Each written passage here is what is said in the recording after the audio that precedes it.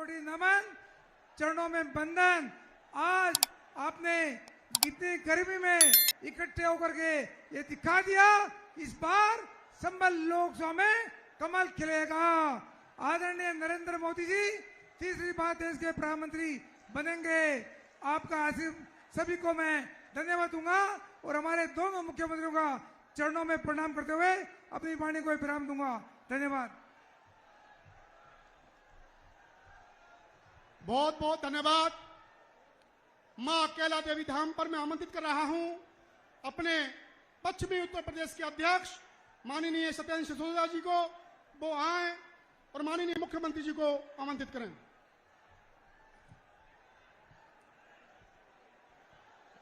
एक बार मेरे साथ जोरदार ढंग से दोनों हाथ ऊपर उठा के भारत माता का उद्घोष करेंगे। भारत माता के, भारत माता के। मंच पर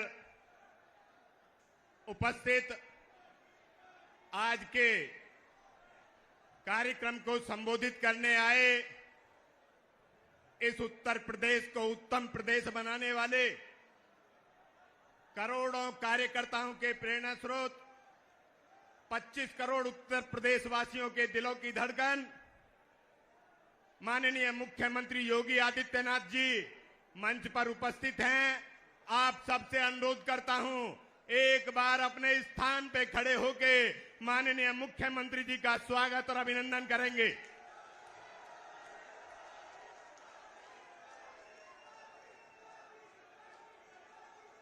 मध्य प्रदेश के माननीय मुख्यमंत्री करोड़ों कार्यकर्ताओं की आशा माननीय मोहन यादव जी मंच पर हैं। मैं आप सबसे अनुरोध करता हूं, उनका भी स्वागत और अभिनंदन जोरदार ढंग से होना चाहिए। मंच पर उपस्थित सभी सम्मानित नेतागण, माननीय मंत्री जी, माननीय जिलाध्यक्ष जी, जिला प्रभारी जी और आज इस विशाल जनसभा में पधारे बहुत ही सम्मानित साथियों, माता बहनों, आपका शीश झुकाकर अभिनंदन करता हूं, वंदन करता हूं। मैं माननीय मुख्यमंत्री जी को आप सुनने आए हैं, आपके और उनके बीच में बाधा नहीं बनूंगा। मुझे तो अवसर आप देते ही रहते हैं।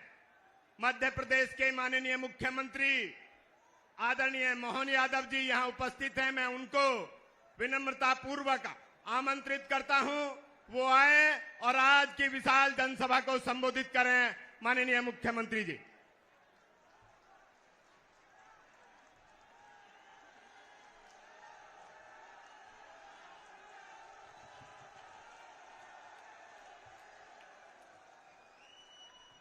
बोले गोपाल कृष्ण भगवान की, कैला देवी माता की। मैं महाकाल की नगरी से आता हूं, उनका भी जयकारा करना चाहिए। बोले बाबा महाकाल महाराज की। आज की इस सभा में आपके और हमारे सबके लिए एक अलग आनंद है। वास्तव में किसी ने अभी संचालनकर्ता ने सही शब्द उपयोग किया है। उत्तर प्रदेश को उत्तम बनाने वाले यशस्वी मुख्यमंत्री महंत श्रीमान आदित्य योगी जी महाराज, आपको प्रणाम करता हूं, आपको नमस्कार करता हूं, बधाई देता हूं। आप भी अभिनंदन करें, जोरदार तालियां बजा करके कैला धाम के लिए।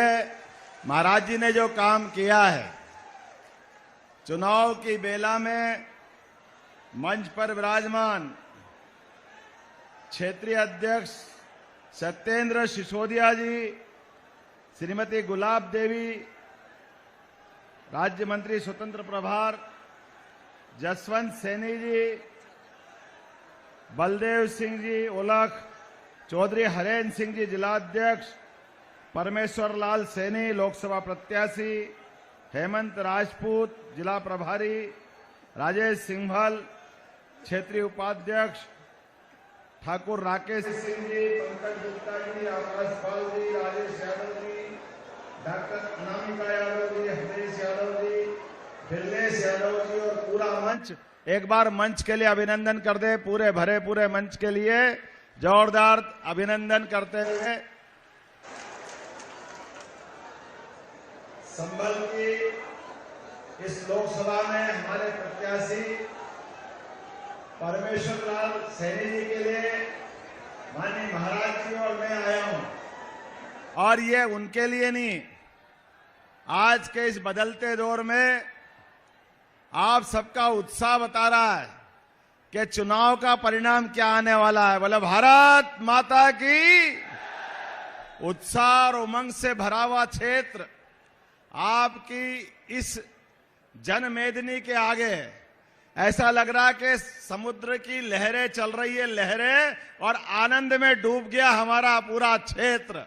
और जिस प्रकार से हुंकार भरना चाहिए, मैं अभी मां केला देवी के आश्रम से लौट के आया हूं मंदिर से, और मुझे आज पहली बार मालूम पड़ा कि आज महाराज जी ने और भाजपा वालों ने बुला करके सच मानो मुझ पे एहसान किया, मेरी माता जी से मुझे मिला दिया।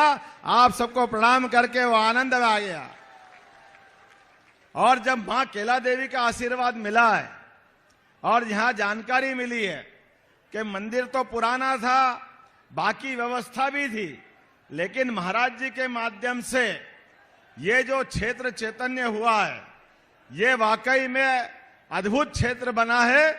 आप मान के चलना, निश्चित रूप से हमारा ये पूरा संभल लोकसभा तो हम जीतेंगे ही, बल्कि आने वाले 3 चुनाव आगे तक उत्तर प्रदेश में ऐसा ही झंडा फहराते रहेंगे। जोरदार अभिनंदन करें माननीय महाराज जी का।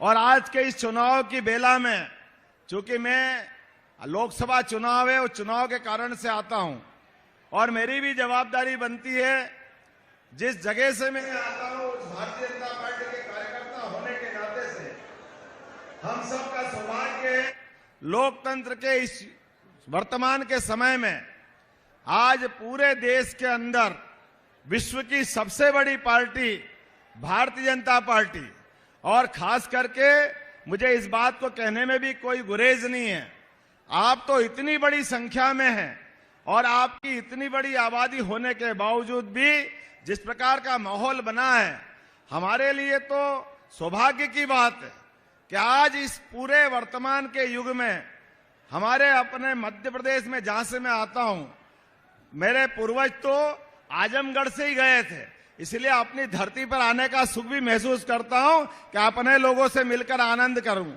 लेकिन ये भी धन्यवाद देना चाहूंगा भारतीय जनता पार्टी को, जिनके माध्यम से हमारे अपने उज्जैन में, जहां से मैं लड़ता हूं, वहां तो हमारी 500 की आबादी भी नहीं है, लेकिन एक यादव बंधु को उठा करके शिक्षा मंत्री और फिर मुख्यमंत्री का गौरव देने का ये भारतीय जनता पार्टी का आशीर्वाद है।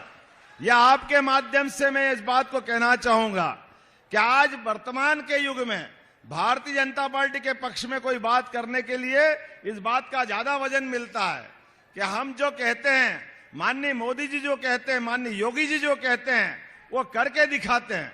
इसलिए सबका साथ सबका विकास ये खाली बोलने के लिए नहीं, इसको करके दिखाने के लिए।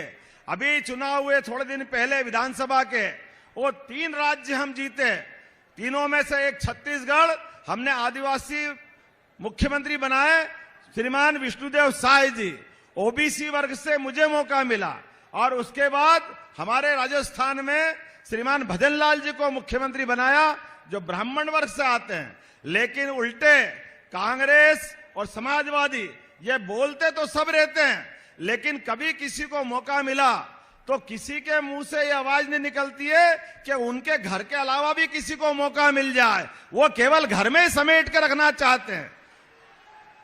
कोई सा भी पद हो, कोई भी सत्ता की व्यवस्था हो, केवल एक परिवार के बाहर नहीं जाने देना। अब सच्चे अर्थों में बताओ, ये क्या सबका साथ सबका विकास हुआ क्या?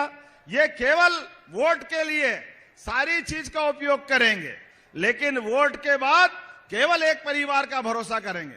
मुझे तो बड़ा दुख भी हुआ मैंने जब सुना कि हमारे में से, मैं एक बार पहले मैनपुरी में यहां फॉर्म भरवाने के लिए आया था, तो यहां से किसी बड़े नेता ने टिप्पणी करी, कौन मोहन यादव हम नहीं जानते। हाँ बिल्कुल, आप कैसे जानोगे साहब, आप तो एक ही परिवार को जानते, बाकी से क्या लेने देना है, आपकी इतनी छोटी दृष्टि है। लेकिन मुझे इस बात का गर्व है, भारतीय जनता पार्टी इस बात का जवाब देती है कि किसी भी कार्यकर्ता को किसी भी पद तक पहुंचाने का अगर हिम्मत है तो श्रीमान नरेंद्र मोदी जी में है, श्रीमान हमारे योगी जी में है, जिसके कारण से ये जनसंख्या सैलाब अपनी बात करता है। और इसके साथ साथ केवल एक समाज परिवार इसकी बात नहीं, देश के लिए क्या जरूरी है, देश के लिए क्या आवश्यक है। मुझे खुशी इस बात की कि पहला वोट अगर देश के अंदर माननीय मोदी जी को दिया है तो मोदी जी के माध्यम से देश के अंदर होने वाली सभी आतंकवादी घटनाएं एक के बाद एक अगर उन पे लगाम लगी, अन्यथा आप देखो पाकिस्तान की सीमा पर हमारे सैनिकों के सर काट के ले जाते थे, हमारे अपने सेना मूक दर्शक बैठी रहती थी। कांग्रेस के लोग कहते हम क्या करें, ये तो पाकिस्तान का हाथ है, पाकिस्तान का हम क्या करें। मुझे इस बात की प्रसन्नता है, 56 इंच वाले ने जब से सरकार संभाली, घर में घुस के मार के ठिकाने लगाने का काम किया है, इनका नाम नरेंद्र मोदी जी है। तब से लगा के आज तक आतंकवादी घटनाएं बंद हुई। और मुझे इस बात की भी प्रसन्नता है कि हमारे माननीय योगी जी बने जब से मुख्यमंत्री, इस उत्तर प्रदेश में भी अच्छे अच्छे को ठिकाने लगाने का काम अगर किसी ने किया है तो हमारे अपने योगी जी ने किया। इतना बड़ा समाज वो चंद मुंडे अपनी मनमर्जी के कर ले, ऐसा कैसे हो सकता है। हम सब शपथ लेते संविधान की, कानून और व्यवस्था की, तो कानून और व्यवस्था केवल शब्दों के लिए नहीं होते, इनको चरितार्थ करके दिखाना पड़ता है। यह इसमें पुरुषार्थ लगता है, पराक्रम लगता है, मन की सोच लगती है और मन की निष्कलंकता लगती है। मुझे इस बात की खुशी है, हम केवल बजरंगबली की जय नहीं बोलते हैं, बजरंगबली के सच्चे भक्त होने के नाते से बाबा जी और हम लोग ऐसे गुंडों को ठीक करके लगाते हैं ताकि अपना ये राम राज्य की सच्चे अर्थों में स्थापना हो। मुझे इस बात की प्रसन्नता है कि एक बार का वोट हमने देश की सुरक्षा के लिए माननीय मोदी जी को दिया है, दूसरे बार का वोट इस देश में कोविड का खराब समय आया था और खराब समय में आप और हमारी सबकी जान बची, तो उसका एक सबसे बड़ा कारण है उस समय माननीय मोदी जी ने सबको टीके लगा करके, हमने राम जी का काल याद करो जब संजीवनी बूटी लाए थे हनुमान जी। अब हम तो वो केवल पढ़ सकते हैं, सुन सकते हैं, लेकिन आप में से सब बैठे हैं, आप किसी की जान बचिए, आप अपने हाथ की बाएं उठा करके देख लेना, इसमें 2 छेद मिलेंगे, 2 टीके सबको लगे होंगे और हर टीके से आवाज आ रही है नरेंद्र मोदी जिंदाबाद, नरेंद्र मोदी जिंदाबाद। सबकी जान अगर बची है तो कोविड के कारण से बची है। मुझे इस बात को कहने में कोई गुरेज नहीं है कि देश का शासक वो जो समाज की रक्षा करे, देश की रक्षा करे, देशवासियों के प्राण बचाए। कोविड का खराब समय जब जलाने के लिए शमशान में जगह नहीं मिली, लकड़ियां नहीं मिल रही थी, हॉस्पिटल में घरवाले साथ देने को तैयार नहीं, मौत के बाद लाश आ जाए तो कोई उठाने वाला नहीं, लेकिन ऐसे समय में भी सबसे पहले जिनने देश की सुरक्षा की व्यवस्था संभाली, स्वास्थ्य की संभाली, ये हमारे देश के प्रधानमंत्री नरेंद्र मोदी जी। हमको लगा कि देश का प्रधानमंत्री कैसा होना चाहिए, नरेंद्र मोदी जैसा होना चाहिए। कोविड के कठिन काल के बाद हम सब जानते हैं अयोध्या में भगवान राम मुस्कुरा रहा है, तो किसके कारण मुस्कुरा रहा है, बोला जय जय श्री राम। और अयोध्या के बाद बाबा महाकाल का महालोक भी मुस्कुराया, वो तो हमारे मध्य प्रदेश का ही है, मैं वहां का विधायक था। वहां वर्षों से इस बात की कांग्रेस के टाइम बात करते कि महाकाल बना दो, महाकाल का महालोक बना दो, कोई बनाने वाला नहीं। लेकिन मुझे इस बात की प्रसन्नता है, जैसे ही माननीय मोदी जी की सरकार बनी, स्मार्ट सिटी का पैसा आया 800 करोड़ और आज बाबा महाकाल का महालोक बन गया। बाबा जी के कारण से ये केला धाम का आनंद आ गया। जोरदार ताली बजाओ, मुझे तो देख के आनंद आ गया। अरे सच्चे यदुवंशी वो जो धर्म का काम करे, मैं तो बाबा जी को बधाई देना चाहूंगा। सच्चे अर्थ में बाबा जी ने हमारे सभी धर्मस्थल की चिंता की, जोरदार अभिनंदन करो। केला देवी हमारे अपने वंश की माता जी और उसकी चिंता बाबा जी कर रहे हैं। ये सबके साथ सबका विकास है। और अभी तो हम आगे बढ़े, बाबा महाकाल का महालोक का आनंद आ गया, बाबा विश्वनाथ का आनंद बाबा जी ने कराया। अभी हमारे जमुना जी वाले बुला रहे हैं, बुला रहे कि नहीं बुला रहे हैं? बोलो गोपाल कृष्ण भगवान की। इनके मुंह से एक बार भी नहीं निकलेगा कि हाँ हम मथुरा में भगवान कृष्ण को मुस्कुरा देंगे। अरे गठबंधन भी कर रहे हैं तो भूल गए 5000 साल पुराना इतिहास। 5000 साल पहले भगवान कृष्ण किसी से डरे क्या? अरे कौरवों की ताकत कितनी भी होगी, लेकिन उनके घर में घुस करके दुर्योधन को औकात बता के भगवान कृष्ण आए। वो अपने गोपाल कृष्ण के लिए हम सब आनंदित होते हैं। दुनिया की ताकत कितनी बड़ी क्यों ना हो, लेकिन हमारा मार्ग तो धर्म मार्ग होना चाहिए। कोई अधर्म वाले से हम कभी कॉम्प्रोमाइज कर सकते हैं क्या? अभी बड़े भाई छोटे भाई का हम नाटक देख रहे हैं केवल कुर्सी के कारण से। ये कभी कोई सच्चा यदुवंशी नहीं कर सकता। कर सकता है क्या? कभी नहीं कर सकता है। और आपकी बार का 2000 अपना ये 24 का वोट ये गोपाल कृष्ण के धाम को मुस्कुराने के लिए मिलना चाहिए। बोलो मिलना चाहिए कि नहीं मिलना चाहिए? तो हम और आप संकल्प करें, यहां हम अपने एक एक सांसद को जिता के पहुंचाएंगे। जैसे ही भाजपा की सरकार बनी, दुनिया का नंबर 1 का देश बनाने के लिए, मोदी जी के नेतृत्व में तीसरी बार सरकार बनाने के लिए, क्या उत्तर प्रदेश, क्या मध्य प्रदेश, पूरा देश भाजपामय हो चुका है। पूरा देश मोदी जी के नेतृत्व में देश को नंबर 1 का देश बनाने के लिए लगा है। आप और हम सब संकल्प करें, दोनों हाथ की मुट्ठी बांध करके अपने स्थान पर, और एक एक वोट जब तक भाजपा के पक्ष में नहीं डल जाए तब तक शांति से नहीं बैठेंगे। बोलो तैयार है? इधर भी तैयार है? तो मेरे साथ बोलो भारत माता की, गोपाल कृष्ण भगवान की जय। जय सिया राम। बहुत बहुत धन्यवाद। भारत माता की जय। मैं आभार व्यक्त करता हूं मध्य प्रदेश के यशस्वी मुख्यमंत्री आदरणीय मोहन यादव जी का, कि तमाम व्यस्तताओं के बावजूद भी वो आज की जनसभा में आए और हम सबको संबोधित किया। अब मैं आमंत्रित करता हूं इस उत्तर प्रदेश की तस्वीर और तकदीर बदलने वाले नेता, उत्तर प्रदेश के करोड़ों कार्यकर्ताओं के प्रेरणा स्रोत, उत्तर प्रदेश के यशस्वी और तपस्वी और तेजस्वी मुख्यमंत्री आदरणीय योगी आदित्यनाथ जी को आए और हम सबको संबोधित करें।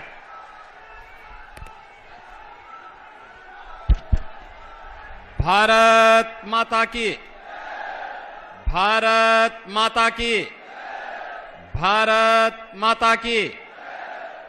जगत जननी मां भगवती केला देवी की, जगत जननी मां भगवती केला देवी की।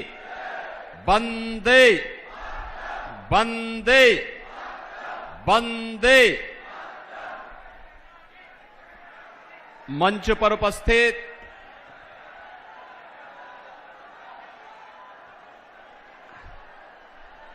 अभी लेते हैं बाबा जी, आपकी माला भी ले लेंगे, चिंता मत करो, मैं बुलाता हूं अभी। मध्य प्रदेश के लोकप्रिय मुख्यमंत्री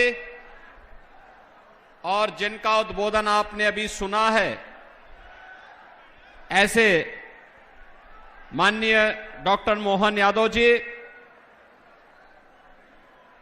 उत्तर प्रदेश सरकार में मंत्रिमंडल के मेरे सहयोगी मंत्रीगण,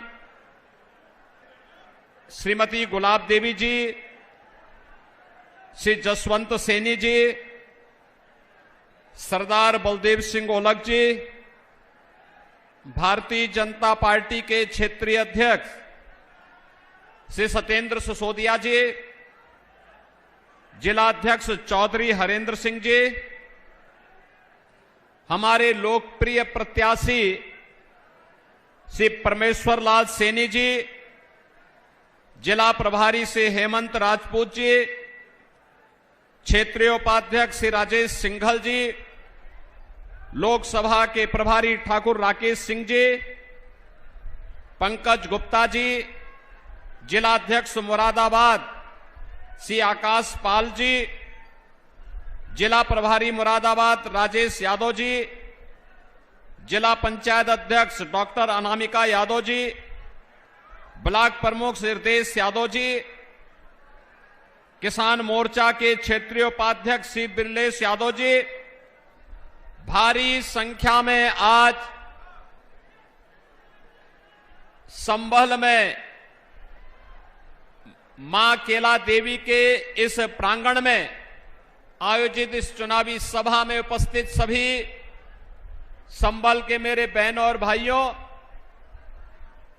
मैं सबसे पहले जगत जननी मां भगवती केला देवी के श्री चरणों में नमन करते हुए आप सभी का मैं हृदय से अभिनंदन करता हूं, स्वागत करता हूं। बहनों और भाइयों, संभल के बारे में कहा जाता है कि कलयुग के अवतार भगवान कल्कि का इसी कलयुग में अगले 2000 वर्ष के अंदर अवतार होना है और अवतार की धरती कोई और नहीं है, यही संभल है, जिसके लिए यहां केला देवी के महंत श्री ऋषिराज गिरिजी महाराज जिस लड़ाई को लड़ रहे हैं आपके बल पर, इसी संभल में वह चमत्कार होने वाला है। और इसीलिए संभल का अपना महत्व हमारे लिए है।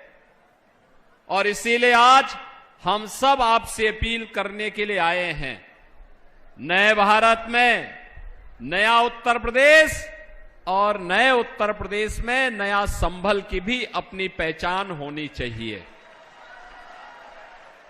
बहनों और भाइयों,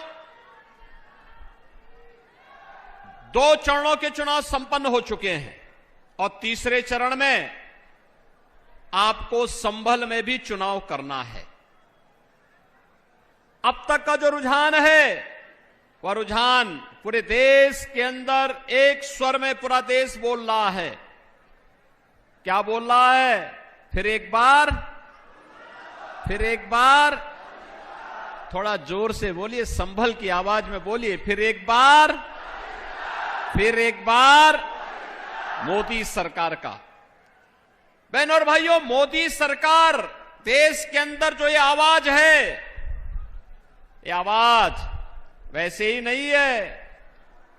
आखिर मोदी जी ने जब कार्य किया होगा तभी हर व्यक्ति, परिवार, जाति, मत, मजहब, क्षेत्र, भाषा से ऊपर उठ करके उत्तरों, दक्षिणों, पूर्वों, पश्चिमों, चारों ओर एक स्वर से गूंज रहा है।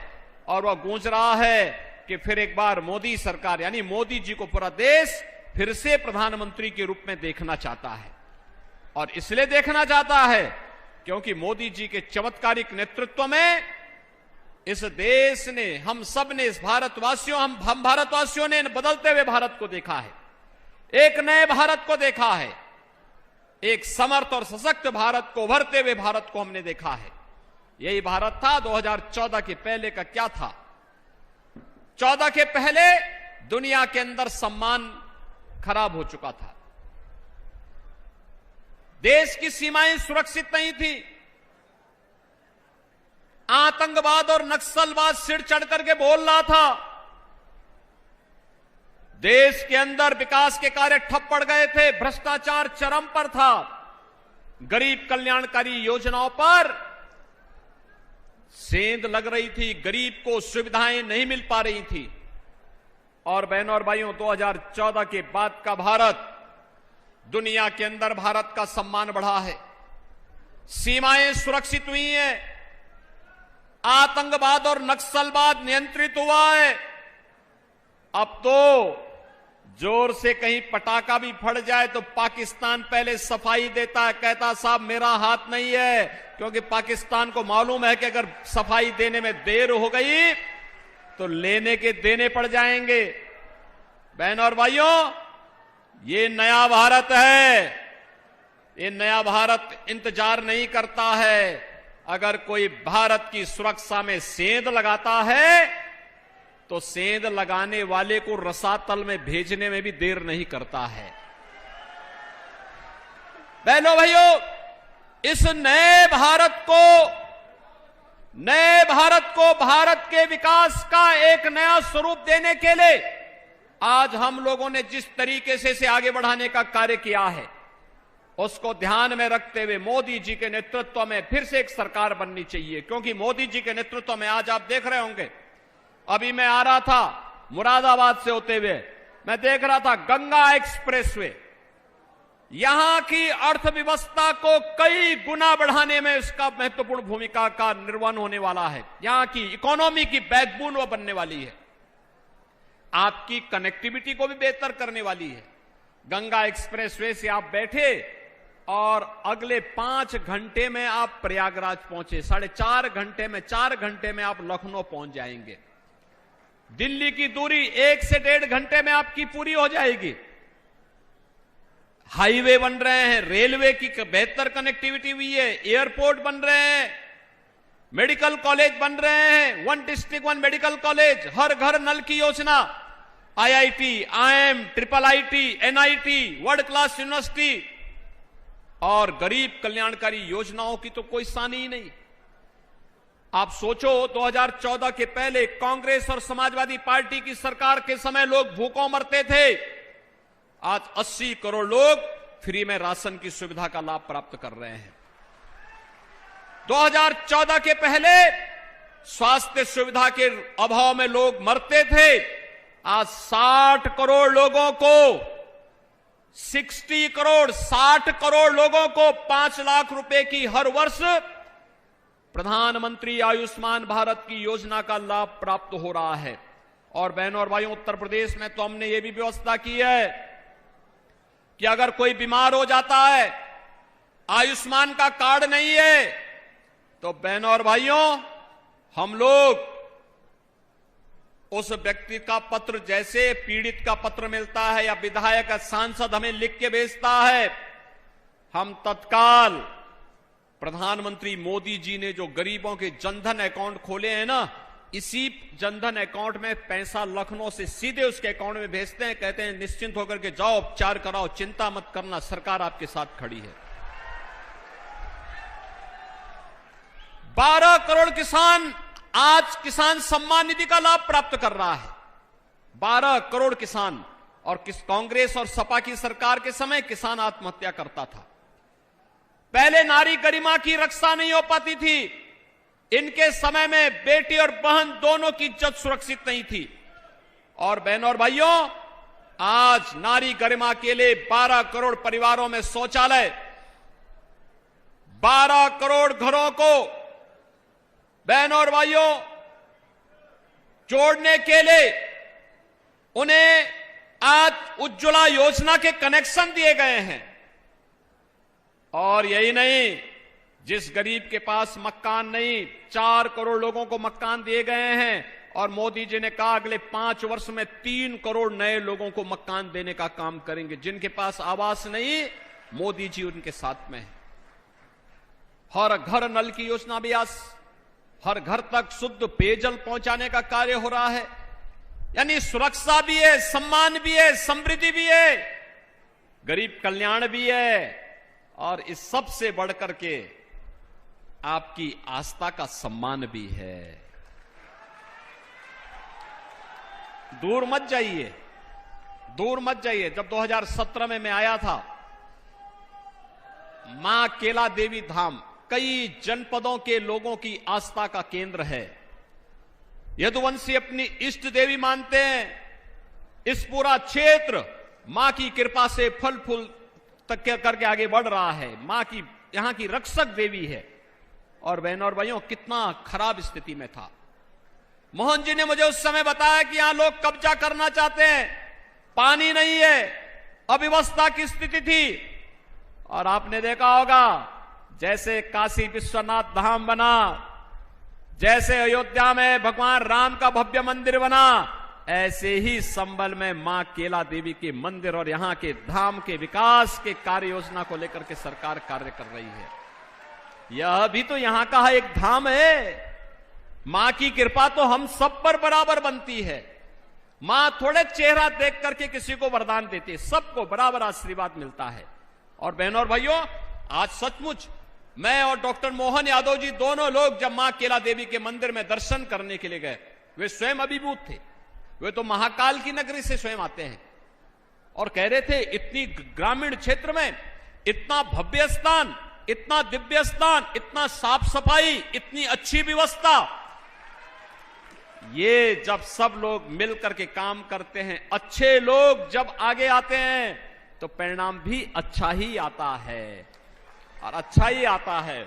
और इसीलिए बहनों और भाइयों, इस चुनाव की दृष्टि से मैं कहना चाहूंगा, कांग्रेस और सपा का गठबंधन ऐसे है जैसे किसी अनाड़ी हाथों में कोई ट्रैक्टर दे दिया जाए और कहा जाए कि चला लो, तो वह किसी के ऊपर चढ़ा देगा। यही स्थिति है इन लोगों की। तो ये दो लड़कों की जोड़ी तो यही है।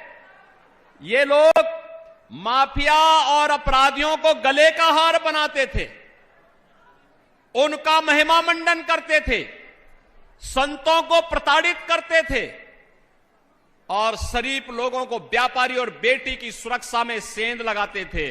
और आज आप देख रहे होंगे कि बेटी और व्यापारी सुरक्षित है, किसान अन्नदाता किसान का सम्मान हो रहा है, नौजवान को नौकरी और रोजगार मिल रहा है, अयोध्या में राम मंदिर का भव्य निर्माण भी हो रहा है, वहां राम लला विराजमान हो रहे हैं, और दूसरी तरफ माफिया और अपराधियों का राम नाम सत्य है की यात्रा भी निकल रही है। एक साथ राम के ही नाम पर सारे काम हो जा रहे हैं। और बहनों और भाइयों, इसीलिए आज हम सब आए हैं। आपने देखा होगा, मैं केवल आपसे एक बात पूछना चाहता हूं, कांग्रेस का घोषणा पत्र आपने देखा होगा। एक प्रकार से यानी इंडी गठबंधन जो है, कांग्रेस, सपा और उनके साथ जो और भी तमाम लोग जुड़े हुए हैं, इन सब का गठबंधन है ये। और ये गठबंधन कैसे? स्वार्थ का गठबंधन। ये गठबंधन देश के लिए नहीं है। ये गठबंधन किसके लिए है? आज आपने देखा होगा, पाकिस्तान का एक मंत्री, पूर्व मंत्री राहुल गांधी की तारीफ कर रहा है। यानी भारत में कोई तारीफ नहीं करता, क्योंकि लोगों को मालूम है जब भी भारत पे संकट आएगा तो राहुल गांधी सबसे पहले इटली भागेगा, तब उसे भारत की याद नहीं आती है, तब उसे भारत की जनता याद नहीं आती है। लेकिन जब चुनाव आते हैं तब रामलला भी उनको याद आते हैं, तब वह उत्तर प्रदेश में आ थमकते हैं, फिर चुनावी गठबंधन करके फिर गायब हो जाएंगे, फिर 5 वर्ष तक कभी नहीं दिखाई देंगे। और बहनों और भाइयों, मैं आप सबसे यही कहने के लिए आज आया हूं कि भारतीय जनता पार्टी ने एक और गरीब कल्याण को लेकर के, भारत को आत्मनिर्भर और विकसित भारत की संकल्पना को लेकर के मोदी जी के नेतृत्व में इस चुनावी समर में आपके बीच में उतरी है। मोदी जी के नेतृत्व में विकास हुआ है और विकास होगा, भारत को विकसित भारत के रूप में स्थापित करेंगे। लेकिन दूसरी तरफ इंडी गठबंधन क्या कहता है? कांग्रेस और सपा का गठबंधन क्या कहता है? वो कहता है कि वह पिछड़ी जाति के लोगों को मिलने वाले आरक्षण को काट करके अल्पसंख्यकों को दे देगा। वह कहता है अनुसूचित जाति के लोगों को मिलने वाले आरक्षण में से कुछ हिस्सा काट करके वह अल्पसंख्यकों को बांट देगा।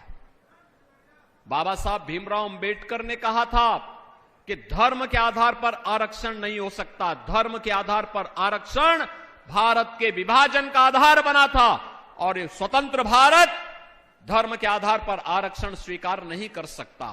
फिर कांग्रेस और सपा के लोग क्या चाहते हैं? क्या देश का फिर से विभाजन चाहते हैं? ये लोग किस आधार पर लड़ाने का कार्य कर रहे हैं? कहते हैं जातीय जनगणना करेंगे। क्यों करेंगे? इसलिए करेंगे जिससे पहले जातीय जनगणना करके अलग अलग जातियों को अलग अलग समूह बनाएंगे, फिर इन जातियों को आपस में लड़ाएंगे, और फिर लड़ाने के बाद कहेंगे कि देखो तुम्हारी तो लड़ाई आपस में इतनी ज्यादा है कि तुम सुलझ नहीं पाएगी, अब एक काम करते हैं कि तुम्हें जो ये आरक्षण मिलता है तुम पहले आपस में झगड़ा सुलझा देना, तब तक इस आरक्षण का लाभ मुसलमानों को दे देते हैं। ये करने वाली है कांग्रेस और सपा का गठबंधन। ऐसे ही अनुसूचित जाति के लोगों के, अनुसूचित जनजाति के लोगों के अधिकारों पे भी ये सेंध लगाएंगे, और भारतीय जनता पार्टी मोदी जी के नेतृत्व में इसको स्वीकार नहीं करेगी, हरगिज स्वीकार नहीं करेगी। हमारी पिछड़ी जाति के अनुसूचित जाति और जनजाति के लोगों को मिलने वाले आरक्षण में सेंध किसी भी प्रकार से और किसी भी दल को नहीं लगाने दिया जाएगा।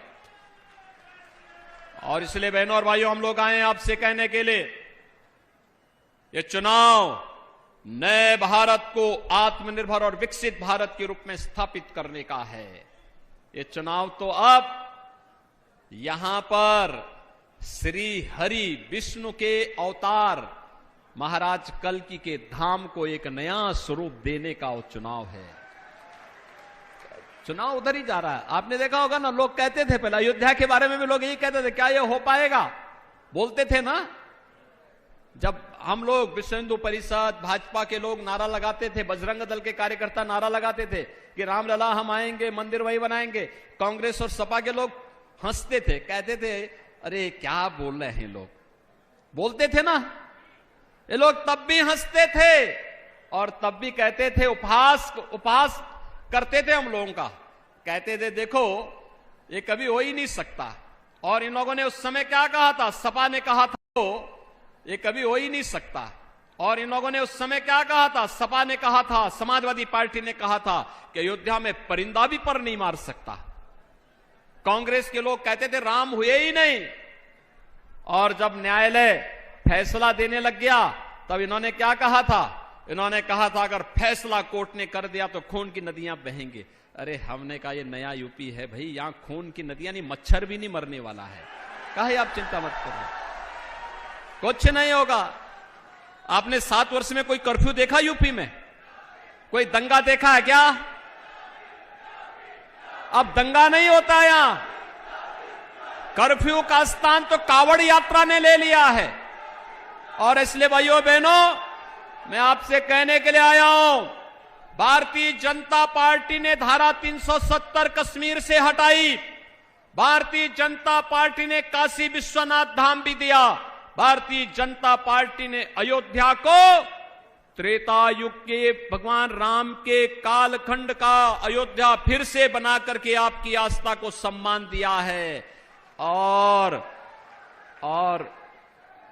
कृष्ण कन्हैया के मथुरा वृंदावन के लिए भी एक बड़ी कार्य योजना के साथ हम आगे बढ़ चुके हैं। और मैं बोलना चाहता हूं, भाई हमारा एजेंडा तो एकदम तय है, हम करेंगे। लेकिन मैं पूछना चाहता हूं समाजवादी पार्टी से, क्या वह भी छोड़िए और जगह छोड़े, केला देवी के लिए न किया, उनसे गलती हो गई, नहीं किया उन्होंने। अयोध्या के लिए उन्होंने, उनके मन में जो भी भाव था उन्होंने जो कर दिया हो गया। काशी के लिए जो किया नहीं किया उन्होंने, नहीं कर पाए। मां विंध्यवासिनी धाम के लिए नहीं कर पाए।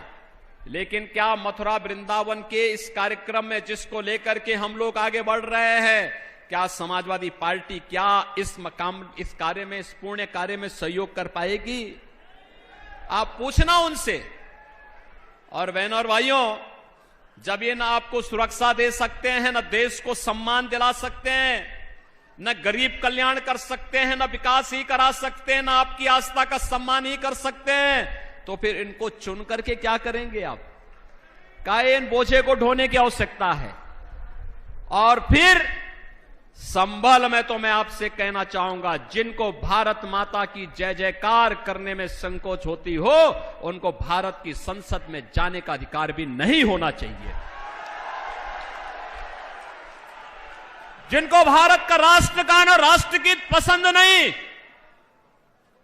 जिनको भारत का राष्ट्रगान और राष्ट्रगीत पसंद नहीं, जिनको भारत का संविधान पसंद नहीं, जो भारत माता के प्रति सम्मान का भाव नहीं रख सकते, भारत के विकसित भारत के बारे में जिनके मन में आदर का भाव नहीं है, उनको देश की संसद में ही नहीं बल्कि भारत की धरती पर भी रहने का अधिकार नहीं होना चाहिए। और यही मैं संबल से आप सबसे अनुरोध करने के लिए आया हूं कि बहनों और भाइयों, ये नया भारत अपनी जनता की सुरक्षा और उनकी समृद्धि का और उनके सम्मान को भी रखना जानता है और देश के गद्दारों से निपटना भी जानता है, अच्छी तरह जानता है। और उसी के लिए आपका आह्वान करने के लिए आया हूं मैं आज कि श्री परमेश्वर लाल सैनी, आपने देखा होगा परमेश्वर लाल सैनी सम विषम परिस्थिति में एक समान रहने वाला कार्यकर्ता है। सम विषम परिस्थितियों में, हार में या जीत में, किंचित नहीं भयभीत में, यानी वह किसी भी प्रकार से कोई वो नहीं, हर विषम परिस्थितियों में लड़ने का जज्बा। और फिर जब मां केला देवी का आशीर्वाद प्राप्त हो चुका है उनको, तो बहनों और भाइयों, आप सबका आशीर्वाद उन्हें प्राप्त होना चाहिए। हम तो आश्वानित हैं कि इस बार परमेश्वर लाल सैनी का तिलक होगा, जरूर राज तिलक होगा। सहमत हैं? सहमत हैं? सभी लोग सहमत हैं? पीछे भी सड़क के उस पार भी मैं पूछना चाहता हूं, सभी लोग सहमत हैं ना? बहनों और भाइयों, चुनाव के लिए, अब प्रचार के लिए मात्र 3 दिन बाकी रह गए। ये 3 दिन के अंदर घर घर जाना होगा, घर घर जाना होगा। आपको जाएंगे? मेरे लिए जाएंगे? मोदी जी के लिए जाएंगे? डॉक्टर मोहन यादव जी मध्य प्रदेश से आए हैं, उनके लिए जाएंगे? तो हमारा एक ही संदेश है, घर घर में कमल चुनाव चिन्ह खिलाने की आपको तैयारी करनी है। तैरेंगे? सभी लोग सहमत है ना? पीछे सड़क के उस पार भी देखो, आपको दिखाई नहीं दे रहा होगा, लेकिन मुझे दिखाई दे रहा है। इसलिए मेरे साथ सब लोग बोलेंगे, कमल चुनाव चिन्ह में चुनाव के दिन सबसे पहला काम क्या? पहले मतदान, पहले मतदान।